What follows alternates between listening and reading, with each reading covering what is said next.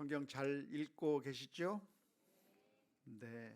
온 교회가 성경 말씀을 잘 읽게 돼서 너무나도 감사하고, 지난주는 출애굽기를 읽으면서 분량이 좀 많아져서 약간 힘들었을 거라고 생각이 드는데요. 그래도 꾸준히 성경 말씀을 하루도 거르지 않고 읽을 수 있으면 좋겠고, 내년에는 좀 1년 365일로 분산해서 적절하게 읽을 수 있도록 그렇게 안내를 할까 생각이 드는데, 아무튼 이번 주 그리고 다음 주에 걸쳐서 우리는 레위기의 말씀을 읽게 됩니다. 어쩌면 성경을 읽다가 레위기쯤 가면 사람들이 재미도 없고 지루해서 포기하게 되기가 쉽습니다. 그래서 이번 주 다음 주에는 더더욱 서로 격려하면서 성경을 읽을 수 있도록 했으면 좋겠고요. 오늘 이 시간에는 레위기의 말씀을 간략하게 살펴보면서 레위기의 말씀에 어떤 내용들이 있는지 한번 우리가 살펴보고 이번 주 다음 주에 레위기의 말씀을 읽었으면 좋겠습니다. 먼저 우리 레위기의 말씀을 보면 하나님께 제사 드리는 방법들을 구체적으로 기록하고 있다고 하는 것을 알게 됩니다. 하나님께 번제를 드려라, 또 속죄제를 드려라, 화목제를 드려라, 소제를 드려라 등등 여러 가지 그 제사를 하나님 앞에 드리라고 하는, 그리고 그 드리는 방법들을 구체적으로 명시해 주고 있는 것을 볼 수가 있겠는데요. 왜 하나님께서는 이스라엘 민족에게 제사를 드리라고 하셨을까요? 왜 제사가 필요하다고 말씀하시는 것일까요? 그것은 이 제사를 드리면 그 제사 음식을 하나님께서 맛보시기 위해서 그러신 걸까요? 우리나라 사람들이 제사를 드리면 조상 귀신들이 와서 먹는다고 하는 그런 것처럼 하나님께서도 우리가 드리는 그 제물을 드시기 위해서 그것이 탐이 나서 그래서 우리로 하여금 제물을 드리라고 한 것이라고 할 수는 없을 겁니다. 그렇다고 한다면 이 제사를 드리라고 한 그 목적이 무엇인지에 대해서 살펴볼 필요가 있겠는데, 첫 번째 그 목적이 있다고 한다면 하나님과 우리 사이에 깨어진 관계를 회복시키기 위한 방법이 제사라고 하는 것이라는 것을 우리가 먼저 기억하면 좋겠습니다. 지난 시간에 우리가 살펴본 것처럼 하나님께서는 이스라엘 민족을 애굽 땅에서부터 건져내어서 가나안 땅으로 인도해 주시는 것인데, 이렇게 이스라엘 민족을 건져낸 것은 지금까지 바로 왕의 그 종으로 살아가던 사람들을 건져내서 이제는 하나님의 법을 지키며 사는 하나님의 백성으로 살게 만들기 위한 목적을 가지고 있었던 것이죠. 그런데 이스라엘 민족이 이 하나님의 말씀을 잘 지키면서 순종하면서 그렇게 살아야 함에도 불구하고 우리 인생들이 그러기가 어려워요. 우리 인생이라고 하는 게 죄성이 있어서 늘 하나님의 말씀대로 살기보다는 하나님께서 원하지 않는 그런 일을 할 때가 많이 있는 것이죠. 미워하기도 하고, 또 남의 것을 훔치기도 하고, 또 사람을 죽이기도 하고, 여러 가지 악한 일을 하면서 우리가 살아가게 되는 그런 일들이 많이 있는데, 그렇게 하나님과 우리 사이에 그 언약의 관계가 깨어져 버리면, 하나님과 우리 사이의 언약이라고 하는 것은 우리가 계명을 잘 지키는 것이 언약을 지키는 것이라고 할 수 있잖아요. 남녀가 서로 결혼을 하게 되면 어떤 언약 가운데서 결혼이 유지됩니까? 서로 남편은 아내에게, 아내는 남편에게 신의를 지키면서 서로만을 사랑하겠다고 하는 그 약속 가운데 살아가는 것이 결혼이라고 하는 언약 속에 있는 것이죠. 이와 마찬가지로 하나님과 우리 사이에, 하나님과 인간 사이에 언약이 무엇이냐면, 우리가 하나님의 말씀을 잘 지킬 때 하나님이 우리의 하나님이 되어주고, 그리고 우리는 하나님의 백성이 되는 그 관계 속에서 살아갈 수가 있는 겁니다. 그런데 우리는 하나님의 말씀을 지키지 못하면서 자꾸만 죄를 저지르는 거예요. 언약을 깨트려 버리는 것이죠. 하나님의 약속을 지키지 않으면서 살아가게 되는 것입니다. 그렇게 되면 어떤 결과를 가져오게 되는가? 마치 파혼하게 되는 것처럼 결혼의 남편이나 아내 둘 중에 하나가 만일 그 신실하지 못하게 행동을 한다면 결국 그 결혼 관계가 깨어져 버리는 것과 마찬가지로 하나님과 우리 사이에 맺은 그 언약이 깨어져 버리게 된다고 한다면 이제는 우리가 더 이상 하나님의 백성이 아니게 되는 것이죠. 이제 하나님의 은총을 받을 수가 없는 자리에 들어가게 버린 것이죠. 그런데 그 순간에 하나님께서 그래 너희들은 약속 안 지켰지 잘못했지 하면서 그냥 끝내버리시는 것이 아니라 하나님은 우리를 다시 회복시키기를 원하시는 거죠. 다시 하나님의 자녀로 하나님의 백성으로 받아주기는 그 방법이 무엇이냐면 바로 제사라고 하는 제도를 통해서 하나님께서 다시 회복시켜주는 일을 하게 되는 겁니다. 죄를 지었다고 한다면 사람 대신에 짐승을 잡아서 그리고 그 짐승을 죽임으로 말미암아 하나님 앞에 번제를 드려서 마치 내가 죄를 지었는데 내가 그 죄값을 치른 것과 똑같은 그런 것을 통해서 우리가 하나님과의 관계를 다시 회복시키는 것이 바로 제사 제도라고 할 수가 있겠습니다. 두 번째로 이렇게 제사를 드리라고 한 이유가 있다고 한다면 그것은 하나님이 우리의 왕이라고 하는 것을 인정하는 것입니다. 레위기 2장에 보면 소제를 드리도록 그렇게 규정하고 있는데 소제라고 하는 것은 곡물을 하나님 앞에 바치는 겁니다. 농사를 지으면 곡식들이 나게 되고 그런 곡식을 얻은 다음에는 그 가운데서 일부를 하나님 앞에 드리는 소제를 드리게 되는데요. 이렇게 소제를 드리는 이유가 무엇이냐면 이 세상의 소득이 내게 아니라 하나님의 것이다라고 하는 것을 고백하는 것입니다. 마치 그 옛날로 말하자면 세금을 내는 것과 마찬가지예요. 왕이 있고 백성들이 있다고 한다면 백성들이 살면서 세금을 냅니다. 그 세금을 내는 게 무슨 의미죠? 왕이 이 나라의 주인인데 우리는 그 주인의 종으로 살면서 그래서 우리가 농사를 지었으니까 그 농사의 일부를 주인에게 바치는 것이죠. 그게 이 땅의 주인이 내가 아니라 주인이 따로 있다고 하는 것을 인정하는 것이죠. 예전에 우리나라도 보면 소작제도가 있어서 지주가 있고 그리고 소작농이 있는 겁니다. 소작농은 땅이 없어요. 누가 땅을 갖고 있어요? 지주가 갖고 있는 것이죠. 우리 교회도 보니까 지주였던 분들이 꽤 있던데 땅을 가지고 있으면 그 땅을 소작농들에게 빌려주는 겁니다. 그 소작농이 열심히 농사를 진 다음에 그래서 곡식이 나오면 그 곡식을 다 자기가 가져가는 것이 아니라 소작을 내는 거죠. 일부를 냅니다. 보통 얼마씩 냈습니까? 10분의 1만 내면 되나요? 30% 줍니까? 안 해봐서 모르겠어요.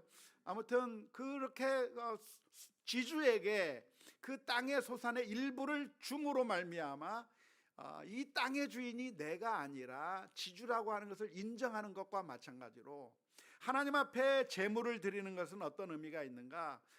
우리가 여기서 열심히 농사를 짓고 목축을 하고 아무튼 열심히 수고했지만 이것이 우리의 것이 아니라 하나님이 왕이라고 하는 사실을 인정하는 것이 제사 제도라고 할 수가 있겠습니다.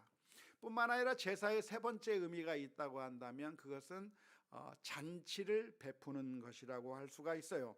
출애굽기 24장에 보면 이스라엘 장로들이 시내산에 올라가 하나님께 제물을 드리고 그 다음에 함께 거기서 잔치를 벌입니다. 화목제를 드린 다음에 그 화목제를 드릴 경우에는 다 태워 드리는 것이 아니라 짐승의 기름만을 태워버리고 나머지 살 부분은 가지고 와서 모든 백성들이 함께 나누어 먹었어요. 그래서 이 하나님과 우리 사이에 있는 그 언약의 복을 함께 누리는 의미에서 제사를 하게 된 것이죠.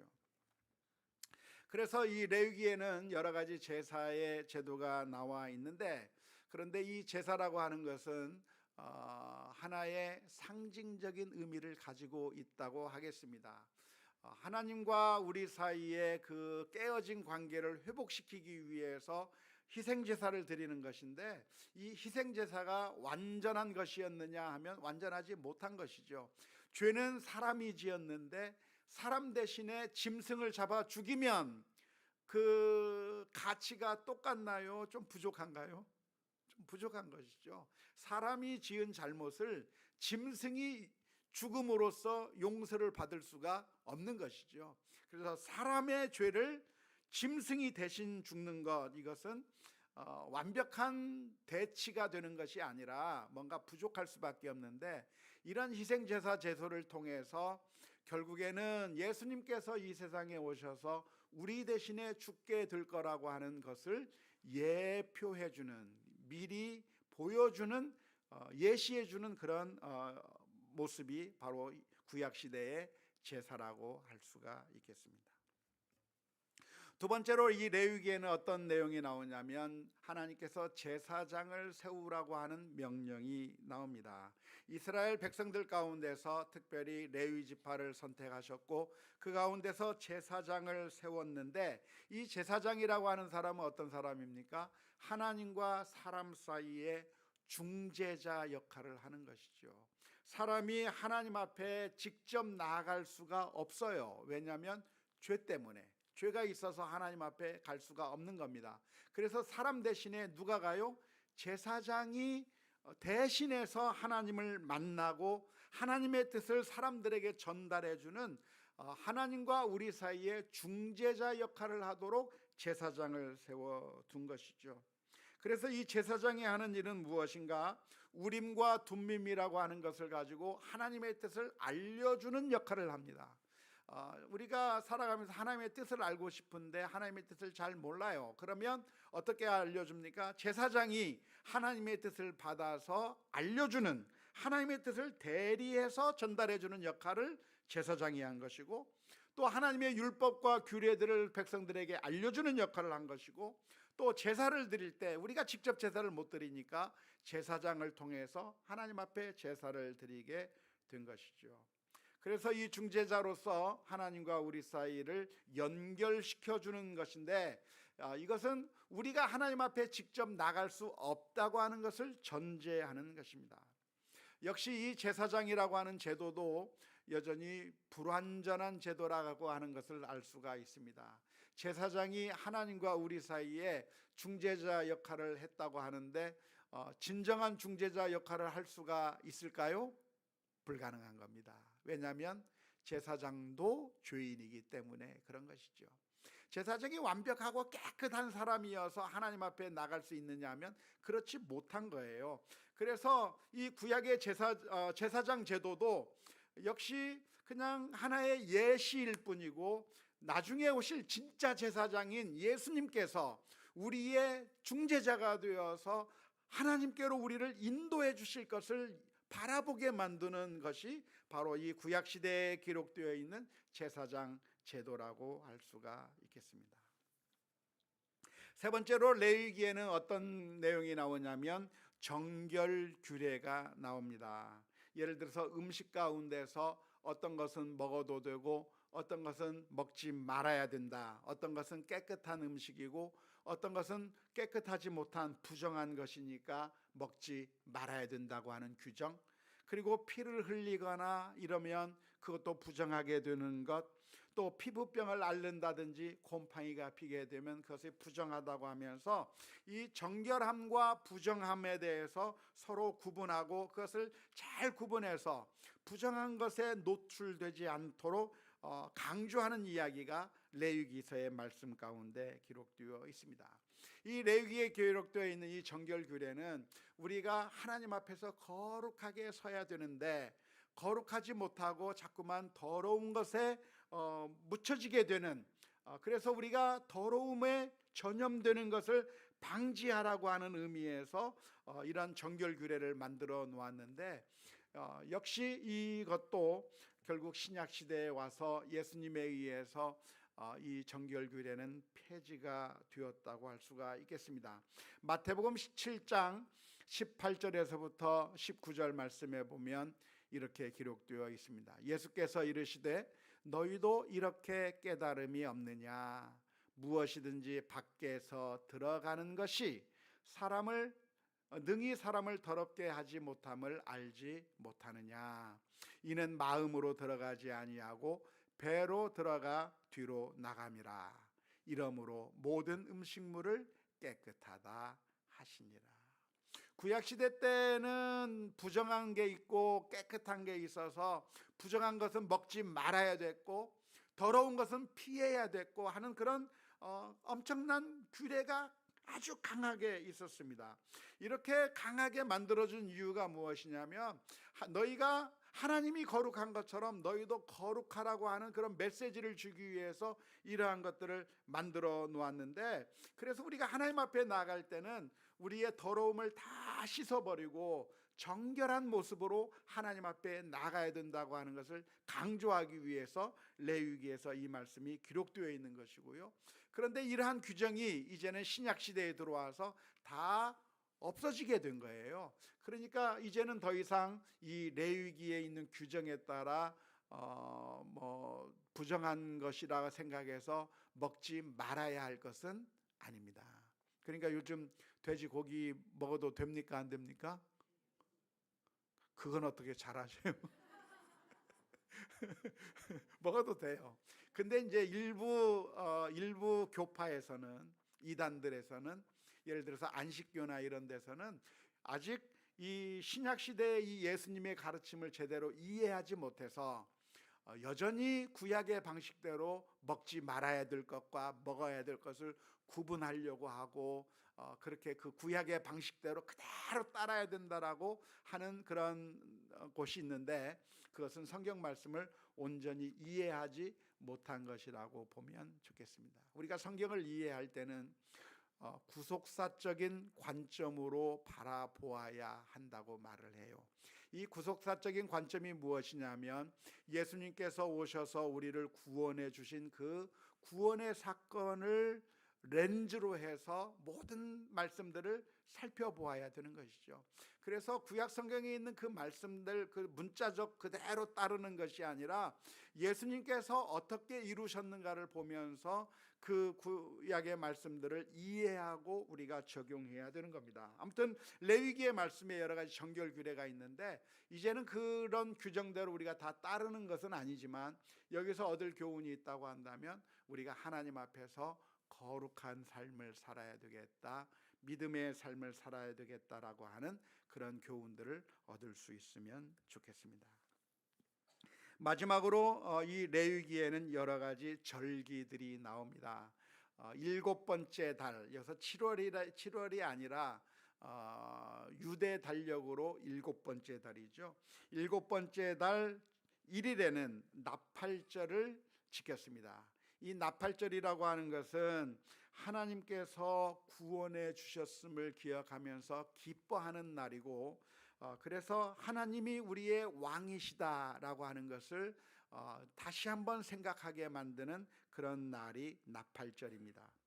그리고 9일 뒤에 나오는 제10일에는 대속죄일이라고 할 수 있겠는데요. 대속죄일에는 9일 동안 금식을 하고 회개를 하면서 자신들의 죄를 회개하고 그 다음에 속죄 제물을 바치게 되는 것이죠. 속죄 제물을 바쳐서 그 피를 지성소에 가지고 들어가게 되는 것이고, 또 그 대속죄일의 염소에게는 그 손을 얹어서 우리들의 죄를 전가시킨 다음에 그 염소를 광야 밖으로 내보내서 마치 우리들의 죄를 멀리 떨어져 나가게 만드는 그런 의미로 염소를 내보내게 되는 규정들이 대속죄일의 규정 가운데 있습니다. 그리고 제15일에는 초막절로서 7일 동안 하나님께서 주신 열매를 감사하면서 하나님 앞에 바치는 날이 되겠고, 그 다음에 맨 마지막에는 77절이라고 해서 오순절이라고 할 수 있겠는데, 이날에는 추수를 감사하면서 하나님 앞에 영광을 올려드리는 날이라고 할 수가 있습니다.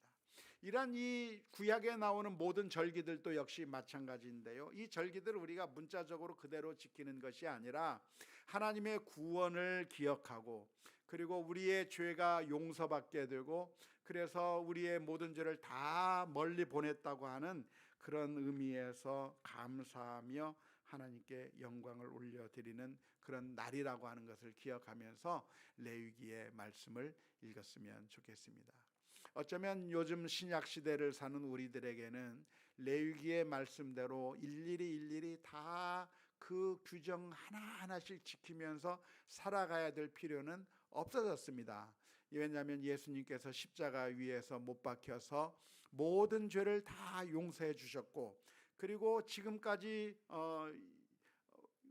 기록된 모든 것들이 예수님을 가리키는 것이고 예수님을 바라보게 만드신 것이기 때문에, 실제가 왔다고 한다면 그 그림자라고 할 수 있는 이 구약의 것들은 다 이제는 성취되었다고 하는 것을 보면서, 이것을 이 레위기의 말씀을 읽으면서 예수 그리스도를 생각하고 감사하고, 그리고 이 우리가 거룩함을 유지하며 살아가는, 오늘 말씀에 보면 하나님께서 이렇게 말씀하시죠.